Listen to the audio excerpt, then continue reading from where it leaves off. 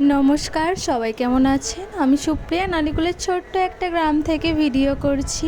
আসলে আজকে আমাদের গ্রামে বারোয়ারি কালী পুজো। তোমাদের সকলের নেমন্তন্ন রইল, অবশ্যই আসবে কিন্তু। যেহেতু পুরো আমাদেরই গ্রামে আর কি আমাদেরই পাড়ায় কালী পুজো, তাই ব্লগ তো ছাড়তেই হবে। তাই আমি কিছুটা পার্ট করে তোমাদের সাথে সব কিছু শেয়ার করার চেষ্টা করব।